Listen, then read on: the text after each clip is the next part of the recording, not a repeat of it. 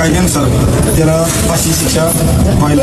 एक निरागस पोरगी, वय फक्त 13 वर्ष, शाळेत जायची, स्वप्न पाहायची. 11 ऑक्टोबर 2025 रोजी सासपडे गावात तिचं स्वप्न कायमच थांबलं. आर्या सागर चव्हाण.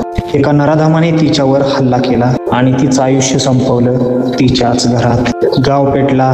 लोकांनी एकच आवाज उठवला, न्याय हवा आर्याला, या नराधमाला फाशी द्या.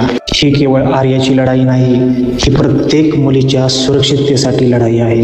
गेलं पाखरू न सांगता पानगळीसारखं शांत झरत गेलं. आईच्या कुशीतली झोप आणि वहीतलं स्वप्न अधुरच राहिलं. म्हटलं होतं ना तिनं, मी मोठं होणार, पण जगानेच तिचं बालपण गिळलं. साजरं वय होतं फुलासारखं, पण कोणीतरी काळं वादळ होऊन आलं. ती मुलगी नव्हती फक्त, ती प्रकाश होती, पण तिला अंधारात लोटलं गेलं. तिचा गुन्हा काय, तिची शिक्षा तिला मिळाली. गाव उठलं, जमिनी थरथरल्या. न्याय द्या म्हणत रस्त्यावर आले, पण प्रश्न एकच, आर्या परत येईल का? नाही, पण तिचं नाव अमर व्हावं, तिच्या वेदनेला न्याय मिळावा, तिच्या अश्रूंना उत्तर मिळावं आणि पुन्हा कुणाची आर्या हिरावली जाऊ नये. हा आमचा आवाज आहे. त्याच्यामुळं त्याला पण असा टिचून मारायचा.